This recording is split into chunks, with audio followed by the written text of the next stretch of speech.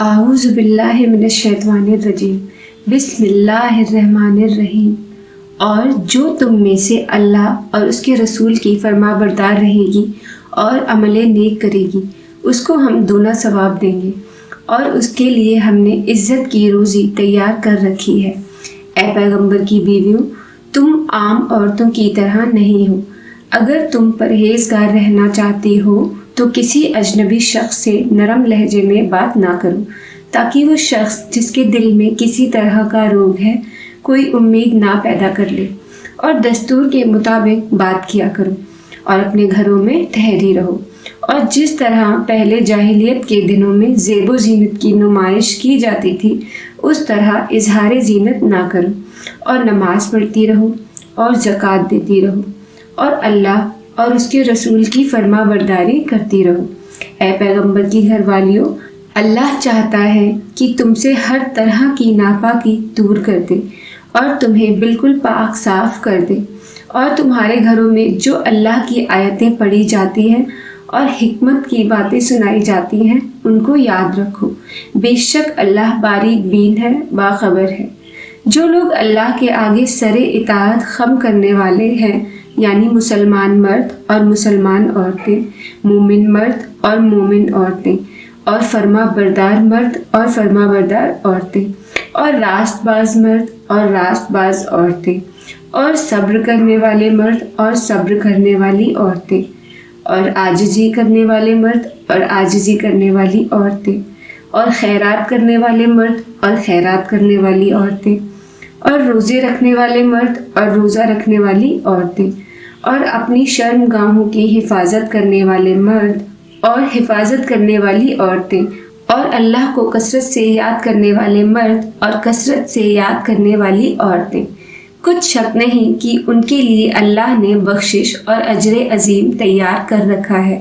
اور کسی مومن مرد اور مومن عورتوں کو حق نہیں ہے کہ جب اللہ اور اس کا رسول کوئی بات طے کر دے تو وہ اس کام میں اپنا بھی کچھ اختیار سمجھے، اور جو کوئی اللہ اور اس کے رسول کی نافرمانی کرے وہ بالکل گمراہ ہو گیا۔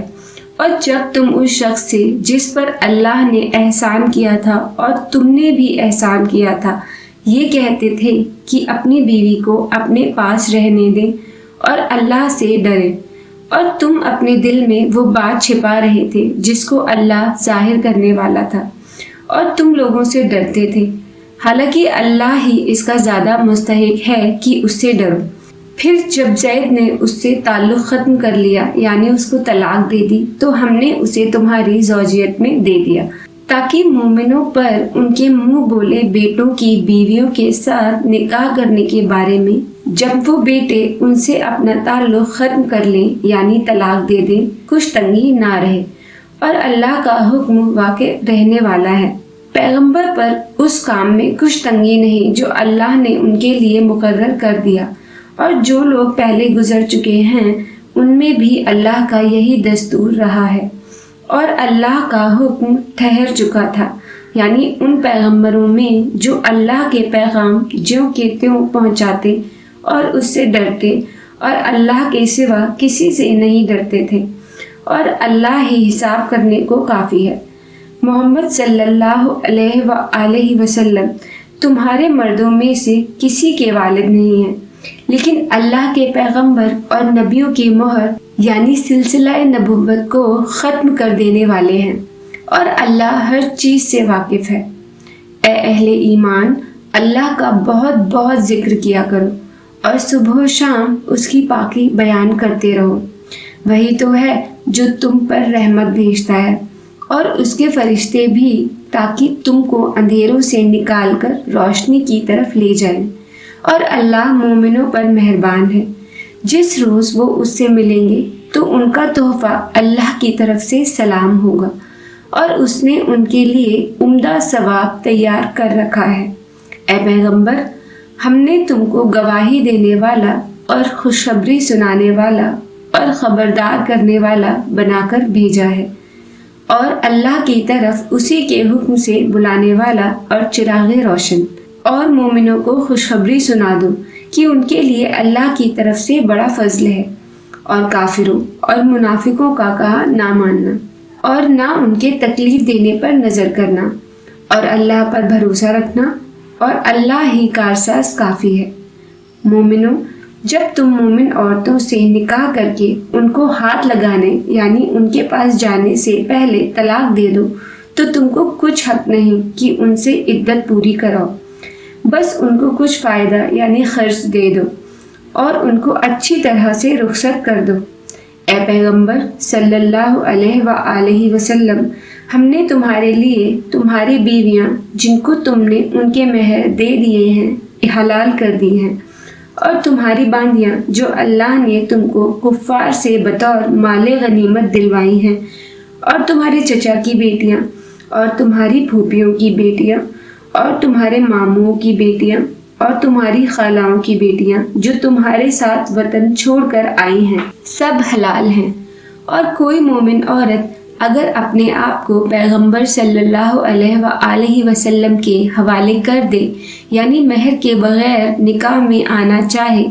بشرطے صلی اللہ علیہ وآلہ وسلم بھی اس سے نکاح کرنا چاہیں، وہ بھی حلال ہے۔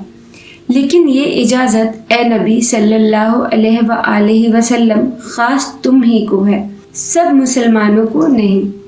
ہم نے ان کی بیویوں اور باندیوں کے بارے میں جو مہر واجب الادا مقرر کر دیا ہے ہم کو معلوم ہے۔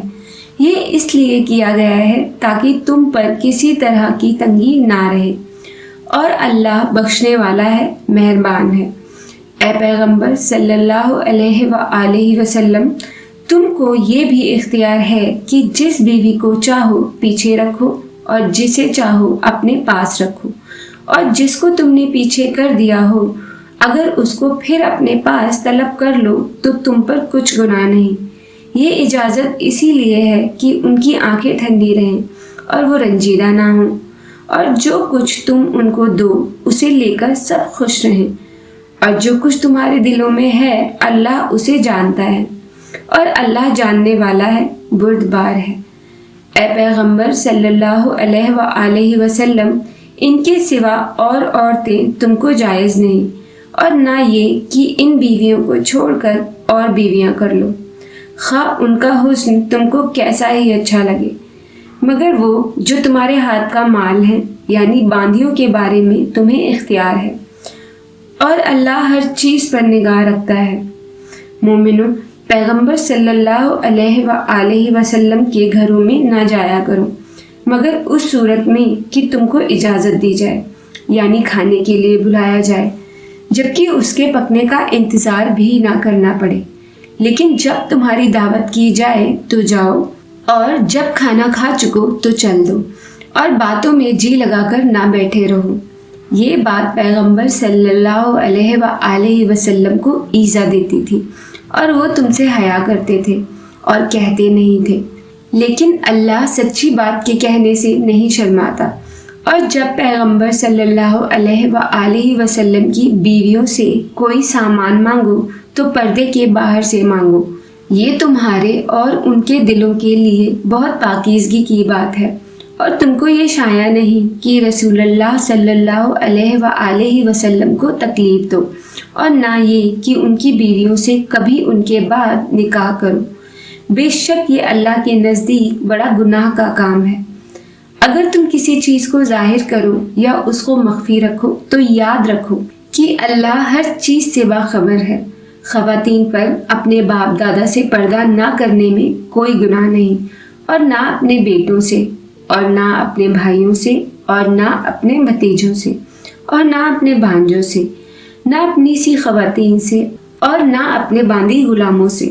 اور اے خواتین، اللہ سے ڈرتی رہو، بے شک اللہ ہر چیز سے واقف ہے۔ اللہ اور اس کے فرشتے اس پیغمبر صلی اللہ علیہ وآلہ وسلم پر درود بھیجتے ہیں۔ مومنوں،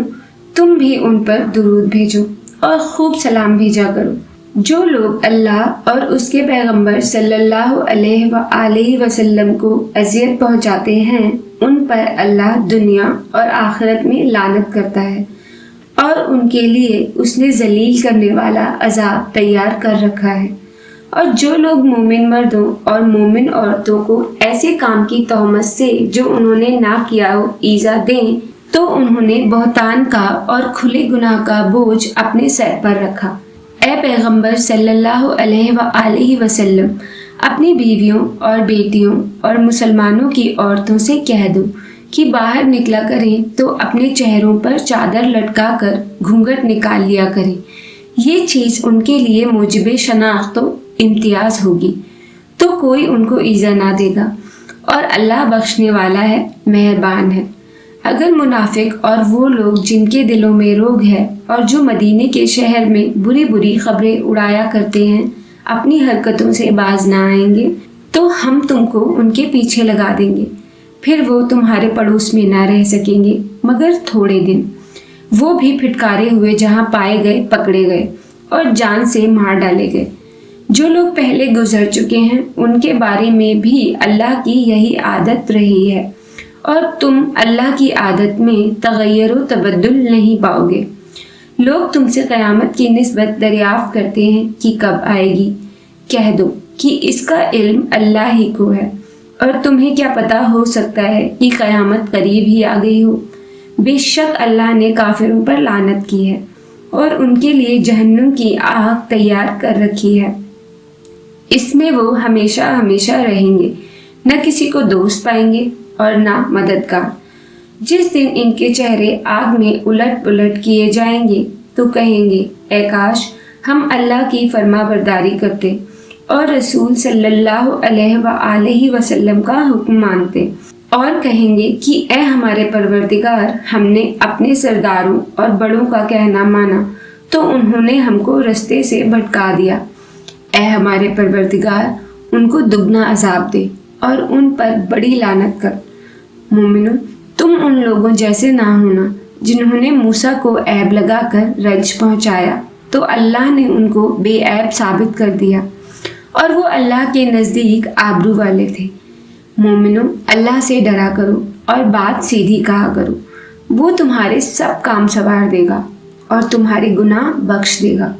اور جو شخص اللہ اور اس کے رسول صلی اللہ علیہ وآلہ وسلم کی فرما برداری کرے گا تو بے شک بڑی مراد پائے گا۔ ہم نے بار امانت کو آسمانوں اور زمین اور پہاڑوں پر پیش کیا تو انہوں نے اس کے اٹھانے سے انکار کیا اور اس سے ڈر گئے، اور انسان نے اس کو اٹھا لیا۔ بے شک وہ بڑا ظالم، بڑا جاہل ہے۔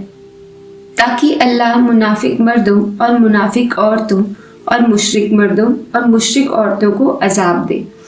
اور مومن مردوں اور مومن عورتوں پر مہربانی کرے،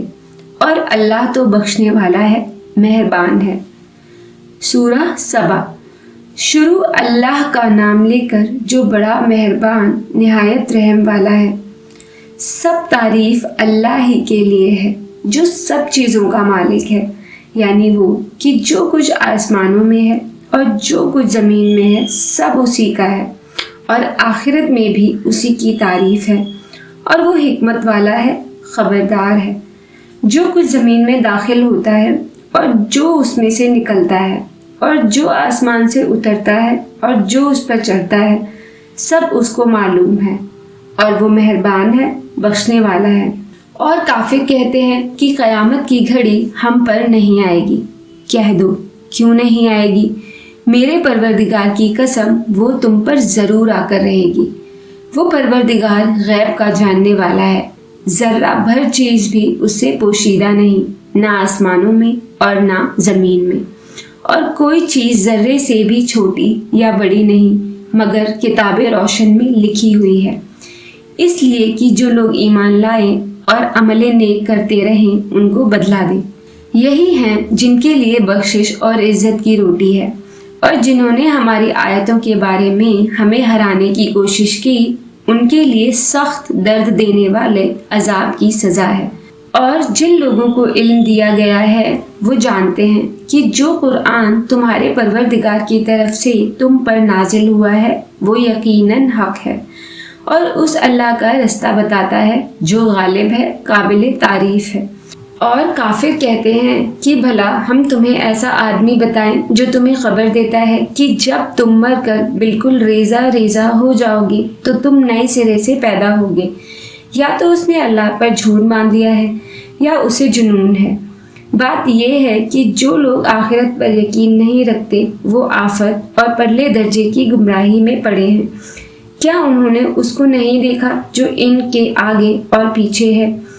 یعنی آسمان اور زمین؟ اگر ہم چاہیں تو انہیں زمین میں دھسا دیں یا ان پر آسمان کے ٹکڑے گرا دیں۔ اس میں ہر بندے کے لیے جو رجوع کرنے والا ہے ایک نشانی ہے۔ اور ہم نے داؤد کو اپنی طرف سے برتری بخشی تھی اور کہا تھا، اے پہاڑوں ان کے ساتھ تسبیح کرو، اور پرندوں کو ان کا مسخر کر دیا، اور ان کے لیے ہم نے لوہے کو نرم کر دیا کہ کشادہ زرہ بناؤ اور کڑیوں کو اندازے سے جوڑو اور نیک عمل کرو۔ جو عمل تم کرتے ہو میں ان کو دیکھنے والا ہوں۔ اور ہوا کو ہم نے سلیمان کے تابع کر دیا تھا، اس کی صبح کی منزل 1 مہینے کی راہ ہوتی اور شام کی منزل بھی مہینے بھر کی ہوتی، اور ان کے لیے ہم نے تانبے کا چشمہ بہا دیا تھا۔ اور جنوں میں سے ایسے تھے جو ان کے پروردگار کے حکم سے ان کے آگے کام کرتے تھے، اور جو کوئی ان میں سے ہمارے حکم کے خلاف کرے گا اس کو ہم جہنم کی آگ کا مزہ چکھائیں گے۔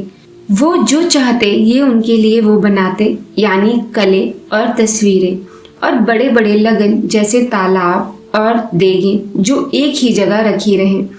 اے آل داؤد شکر کرتے رہو، اور میرے بندوں میں شکر گزار تھوڑے ہیں۔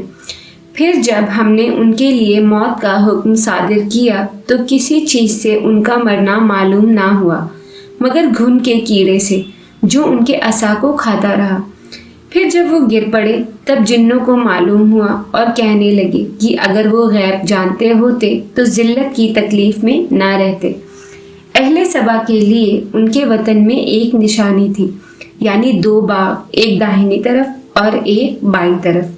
کہا گیا کہ اپنے پروردگار کا رزق کھاؤ اور اس کا شکر کرو، یہاں تمہارے رہنے کو یہ پاکیزہ علاقہ ہے اور وہاں بڑا بخشنے والا مالک۔ تو انہوں نے شکر گزاری سے منہ پھیر لیا، بس ہم نے ان پر بند توڑ سیلاب چھوڑ دیا، اور انہیں ان کے باغوں کے بدلے 2 ایسے باغ دیے جن کے میوے بدمزہ تھے اور جن میں کچھ تو جھانف کے پیڑ تھے اور تھوڑی سی بیریاں۔ یہ ہم نے ان کو ناشکری کی سزا دی، اور ہم سزا ناشکرے کو ہی دیا کرتے ہیں۔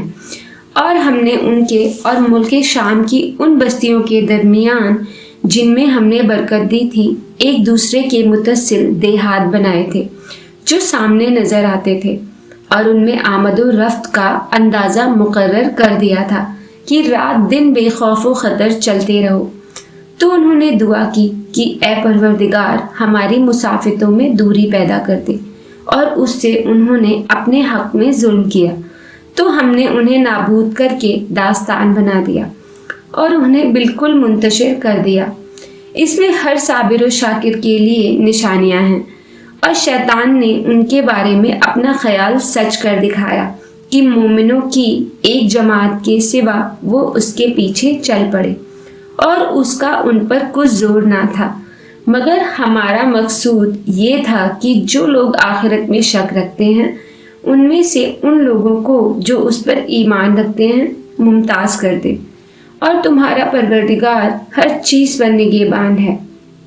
کہہ دو کہ جن کو تم اللہ کے سوا معبود خیال کرتے ہو ان کو بلاؤ،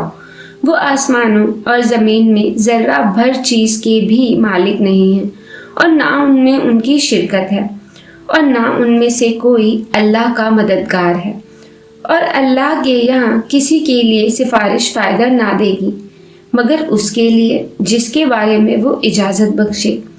یہاں تک کہ جب ان کے دلوں سے اس طرح دور کر دیا جائے گا تو کہیں گے کہ تمہارے پروردگار نے کیا فرمایا ہے؟ فرشتے کہیں گے کہ حق فرمایا ہے، اور وہ عالی رتبہ ہے، گرامی قدر ہے۔ پوچھو کہ تم کو آسمانوں اور زمین سے رزق کون دیتا ہے؟ کہو کہ اللہ، اور ہم یا تم یا تو سیدھے رستے پر ہیں یا کھلم کھلا گمراہی میں۔ کہہ دو کہ نہ ہمارے گناہوں کی تم سے پرسش ہوگی اور نہ تمہارے اعمال کی ہم سے پرسش ہوگی۔ کہہ دو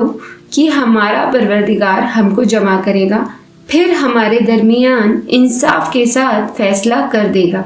اور وہ خوب فیصلہ کرنے والا ہے، صاحب علم ہے۔ کہو کہ مجھے وہ لوگ تو دکھاؤ جن کو تم نے اللہ کا شریک بنا کر اس کے ساتھ ملا رکھا ہے۔ کوئی نہیں، بلکہ وہی اللہ غالب ہے، حکمت والا ہے۔ اور اے محمد صلی اللہ علیہ وآلہ وسلم، ہم نے تم کو تمام لوگوں کے لیے خوشخبری سنانے والا اور ڈرانے والا بنا کر بھیجا ہے، لیکن اکثر لوگ نہیں جانتے اور کہتے ہیں اگر تم سچ کہتے ہو تو بتاؤ یہ قیامت کا وعدہ کب پورا ہوگا۔ کہہ دو کہ تم سے ایک ایسے دن کا وعدہ ہے جس سے نہ ایک گھڑی پیچھے رہو گے اور نہ آگے بڑھو گے۔ اور جو کافر ہیں وہ کہتے ہیں کہ ہم نہ تو اس قرآن کو مانیں گے اور نہ ان کتابوں کو جو اس سے پہلے کی ہیں، اور کاش ان ظالموں کو تم اس وقت دیکھو جب یہ اپنے پروردگار کے سامنے کھڑے ہوں گے اور ایک دوسرے پر الزام دھر رہے ہوں گے۔ جو لوگ کمزور سمجھے جاتے تھے وہ بڑے لوگوں سے کہیں گے کہ اگر تم نہ ہوتے تو ہم ضرور ایمان لے آتے۔ جو لوگ بڑے بن بیٹھے تھے وہ کمزوروں سے کہیں گے کہ بھلا ہم نے تم کو ہدایت سے جب وہ تمہارے پاس آ چکی تھی روکا تھا؟ نہیں، بلکہ تم ہی گناہگار تھے۔